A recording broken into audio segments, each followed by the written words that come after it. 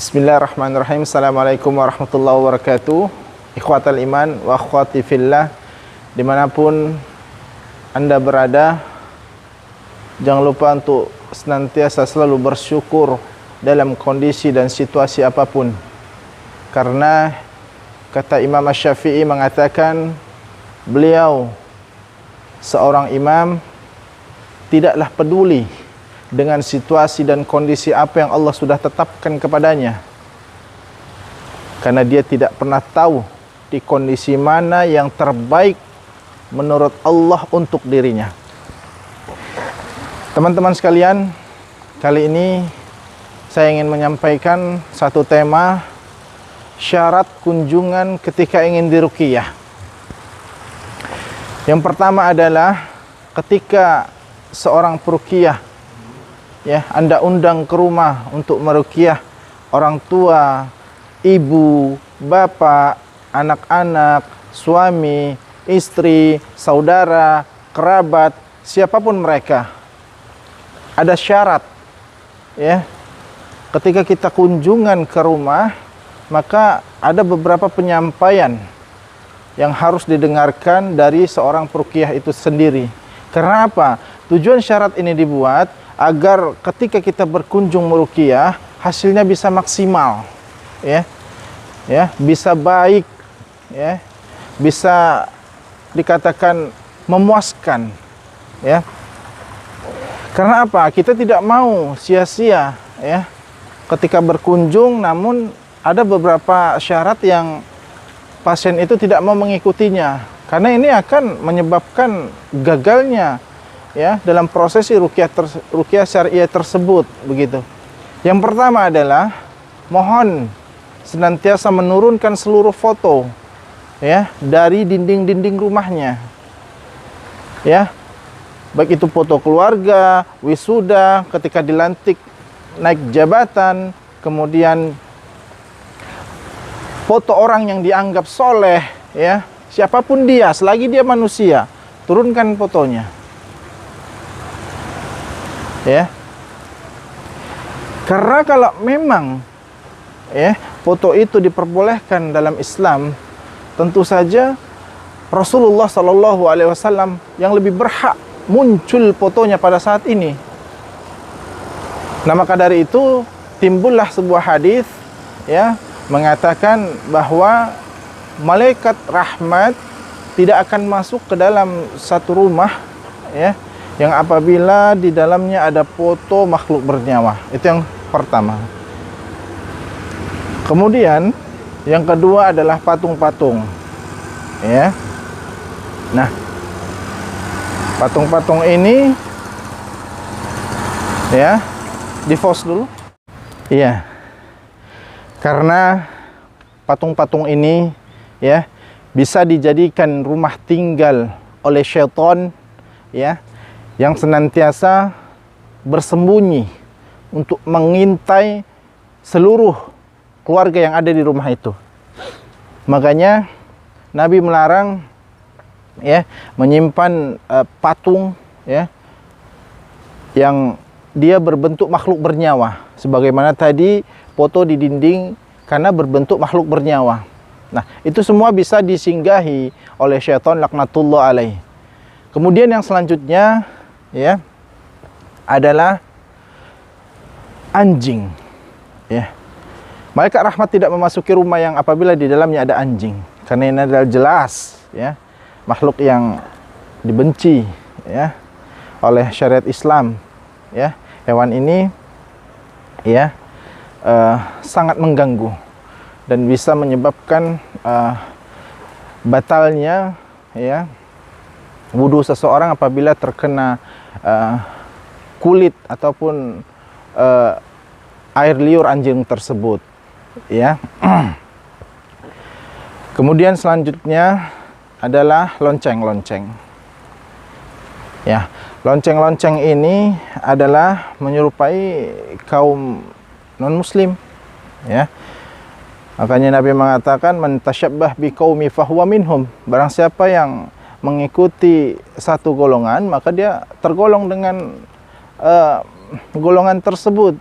Makanya kita tidak diperkenankan ya memasang lonceng-lonceng di dalam rumah. Begitu. Kemudian ketika ingin dikunjungi ruqyah ya, jangan ada musik-musik ya. Karena musik-musik ini jelas melalaikan ya. Membuat ya seisi rumah tersebut lupa akan beribadah kepada Allah, lupa untuk berinteraksi terhadap Allah melalui kalamnya yaitu Al-Quran ya. Karena musik ini sama sekali tidak ada faedahnya ya, tidak ada manfaat. Kemudian kata-kata yang dilontarkan juga kata-kata yang mengandung syahwat, kata-kata yang sia-sia, tidak ada hikmah, tidak ada kebaikan sama sekali di dalamnya, dan tidak juga berfahala. Itu yang paling harus kita perhatikan ya. Iya, karena musik-musik ini juga ya yang memicu syahwat ya.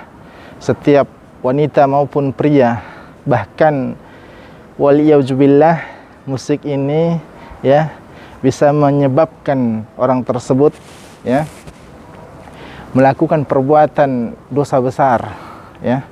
Dan mudah-mudahan Allah Subhanahu wa taala memudahkan kita dan keluarga kita ya untuk senantiasa totalitas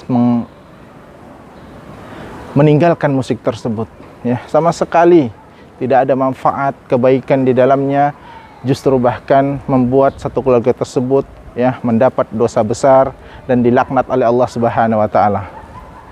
Ya.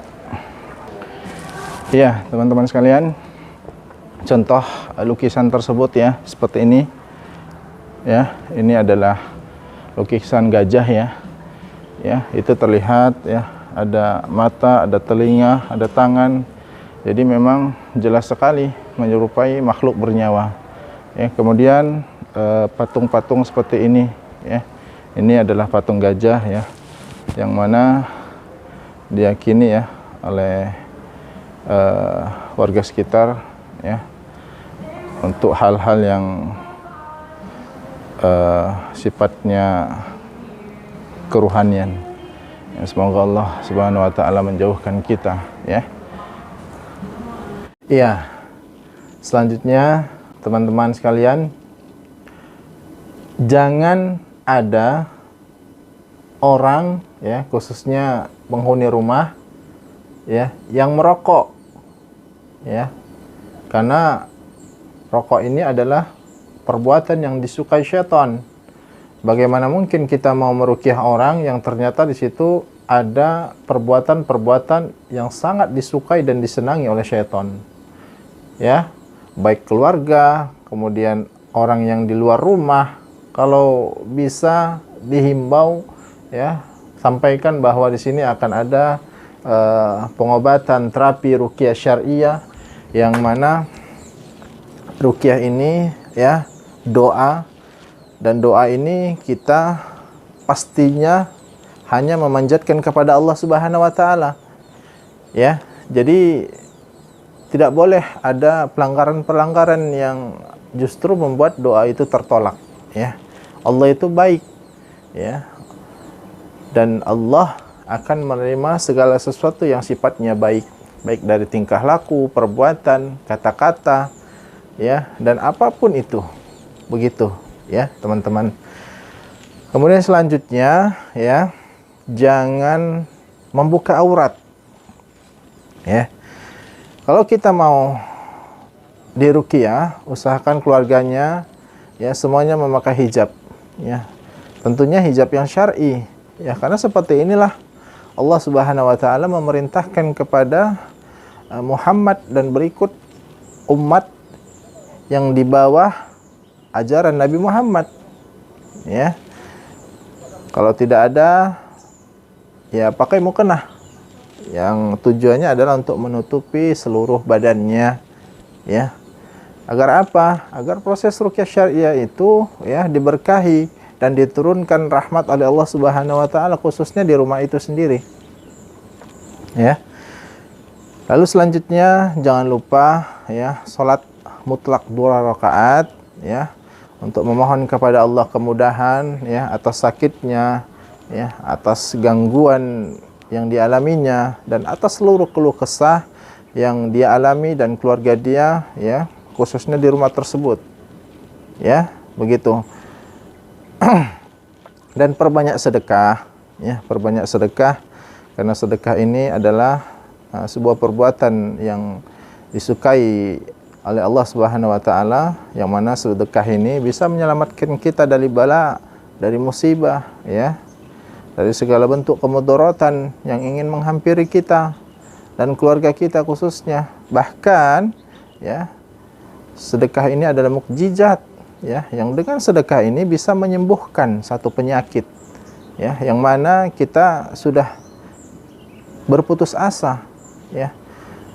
Kalau kita berputus asa pada saat itu dan bersedar diri bertawakal hanya kepada Allah, disitulah, ya, rahmat, kasih sayang dan kesembuhan Allah turun kepada orang-orang yang senantiasa, ya, sepenuh hatinya bersandar dan memohon selalu hanya kepada Allah, ya. Itu. Jadi pasca ruqyah juga, ya, tetap apa yang kita sampaikan itu dijalankan, ya. Jangan hanya pada saat kita kunjungan saja, ya. Karena hidup ini sifatnya, ya, pada hakikatnya kita hanya mengulang-ulang saja. Mengulang-ulang saja, ya. Dan ulanglah segala sesuatu rutinitas kita, ya, yang mana aktivitas kita itu, ya, disukai oleh Allah Subhanahu wa taala. Ya. Senantiasa, ya, semaksimal mungkin menjauhi perkara-perkara yang tidak diridhai oleh Allah Subhanahu wa taala, ya.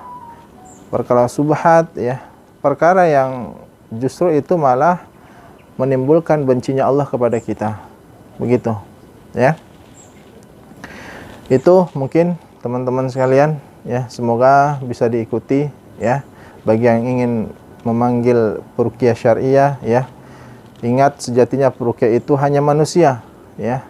Dia hanya hamba, ya, bukan siapa-siapa. Yang mana, ya,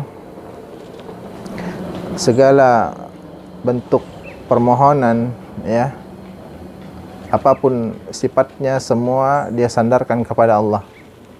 Ya, jangan menyandarkan dirinya kepada Allah, ya, khususnya pasien, ya. Tapi teruslah, ya, kita meminta kepada Allah, jangan menyandarkan kepada peruqyah, karena peruqyah itu tidaklah lebih, hanya manusia biasa, ya. Dan kita tidak tahu mana yang lebih baik di antara kita. Boleh jadi orang yang diruqyah, ya, lebih baik di sisi Allah Subhanahu wa taala daripada yang meruqyah, ya. Karena kita tidak tahu, ya. Dan kita jangan menganggap diri kita itu lebih baik dari orang lain, meskipun kita pada saat itu dimintai tolong, ya, dimintai bantuan oleh orang yang ingin kita beri bantuan. Demikian teman-teman, ya, jangan putus untuk selalu berzikir, membaca Al-Quran, khususnya sholat 5 waktu, ya, karena di antara sholat tersebut, ya, akan ada akhir kehidupan kita, dan semoga Allah Subhanahu wa taala mematikan kita dalam keadaan husnul khatimah dan dijauhkan dari kematian su'ul khatimah. Karena sejatinya kita hanyalah calon mayit, ya, yang sedang menunggu antrian menuju liang lahatnya. Barakallahu fikum. Subhanakallahumma bihamdik asyhadu an la ilaha illa anta astaghfiruka wa atubu ilaik. Wassalamualaikum warahmatullahi wabarakatuh.